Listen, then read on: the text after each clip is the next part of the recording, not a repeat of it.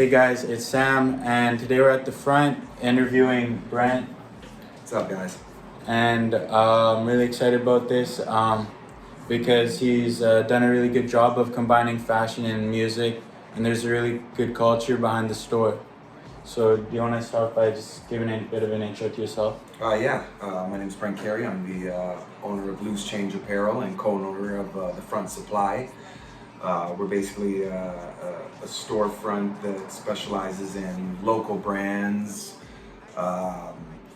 vintage, collectibles, cards, snacks, games, and then we mix that with a studio in the back. So it's an amazing space, and we're really just trying to tune in with the community now and give them a place to make some things happen.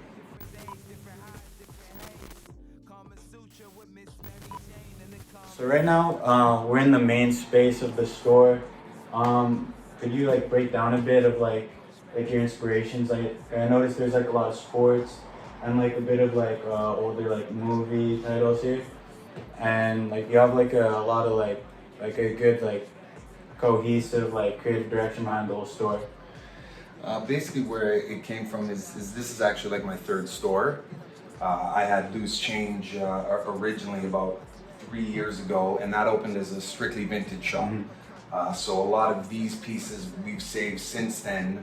These are some of our favorite pieces that we definitely wanted to tie in with the store because a lot of our customers, come from this era, and it gives off a huge nostalgic vibe, which is very powerful these days. We teamed up with Money Hungry, which is a local brand. They've been doing their thing in Eastman for, I'd say, a good 7-8 years with, they've never had a place to sell out of. So when they got at me and asked if I wanted to create a space with a community vibe, it was a no-brainer. We're doing our best to try to bring in some more local brands, give them a platform to sell, do some pop-ups and create a little buzz for them. And then we stuck with our vintage. The vintage market is absolutely insane right now. So we tend to stick to a lot of sports stuff. We do a bit of the pop culture and the band tees. But sports is kind of our go-to around here. So you mentioned you had a few stores. You mind just talking about the journey of going from the start to getting to a point like this? Because a lot of people, they have a lot of ideas for stores or a brand and stuff. How important would you say is the journey to building a brand in the store? Well, it's everything, but every journey is different. Mine, I jumped in this really fast. I've always been a huge lover of fashion. Unfortunately, I was never able to do any school, or found the right jobs to get into that industry. So one day I just said, if I really want to get into this, then let's get it. And we opened Loose Change, the first store. We had that for about 2 years. I'd say the biggest problem with Loose Change is because I jumped in it so quick. It wasn't a lot of business planning behind it. And I think young people nowadays just want to have a store, a cool place to hang out and to sell your products. But if the numbers aren't there, then, check that out first. So once the lease was up at Loose Change, we moved down to Gastown, opened a store there where we dealt with, I kind of switched gears and we went with more of the high-end tees. That was really big. We were one of the first stores that was bringing in, most of our t-shirts were $100 plus. That went well. The pandemic hit and we were just kind of it wasn't giving off the same vibe as the first store was. A place where people can come hang out, where people can come score a deal. A place where, it had this kind of vibe to it. So I didn't even know if I was gonna open another store. I mean, everyone's doing this online now. There's so many different avenues that you can go if you are in the resellers game. But I said if I was gonna come back, it would have to have this sort of vibe. It would have to be something beneficial to the community.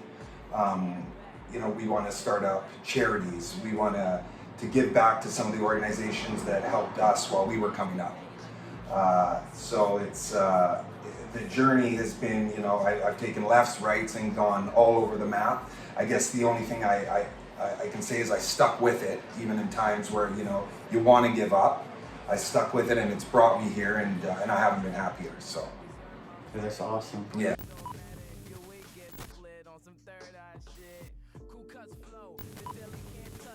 So,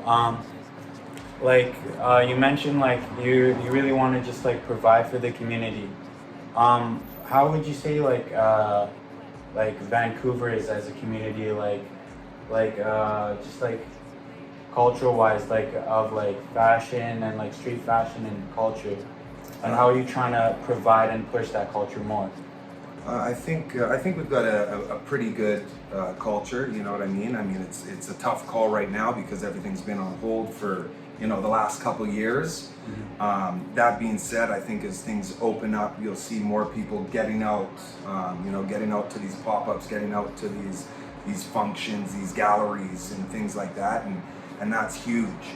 And for us to just have a space where we can provide that sort of stuff is key. We're lucky enough to do that, so I think it's only right that we, in turn, let people use it and try to do more for a growing culture. Awesome. So where would you guys where would you see like yourself in like 5 years, like the store, like where would you want it to be? 5 years, I hate to use the term that we try to keep it like organic, you know what I mean? Like we definitely didn't come in this like business minded that this was we needed to do this a certain way, and if it doesn't go this way, we just knew we had something special. We try our best to do something every day to grow the business, you know what I mean? But that being said, man, we just let it flow. And I think that a lot of people see that, a lot of people chip in to help make this place what it is. In 5 years, man, we would love to have a bigger space where, we could have more room to do more, community work, where we can put on more classes, things of that nature. It's a tough city to do that in, with it being so expensive. So we'll take any space that we can get, but we would love to just grow and expand as far as those kind of programs for our community.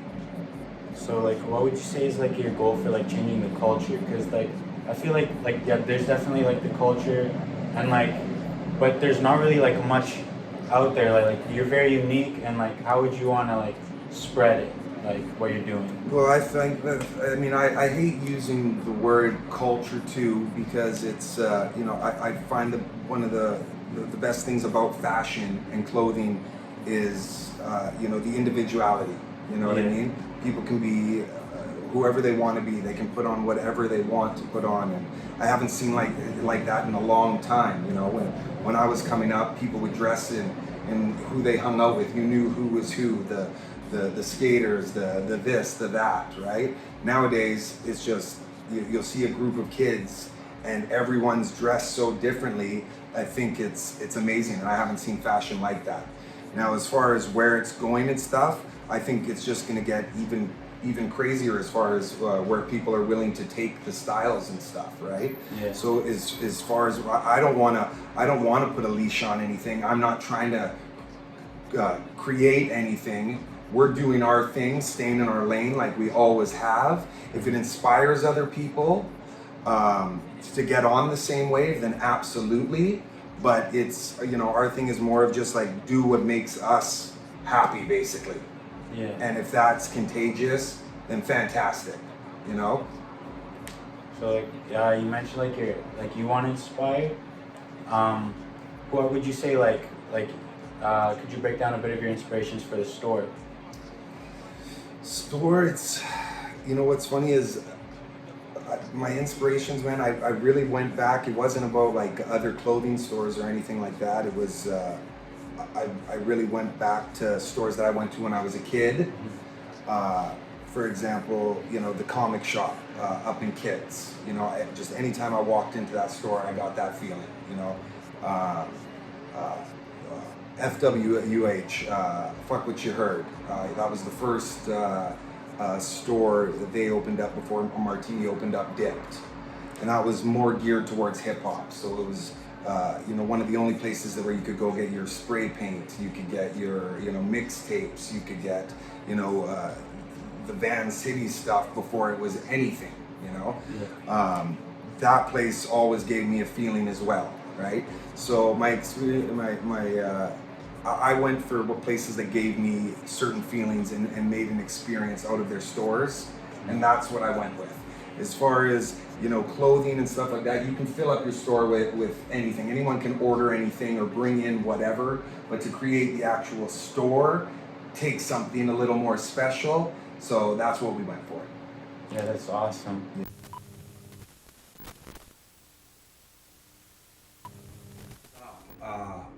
You know, I needed to fill the rack, so I emptied out my whole entire closet.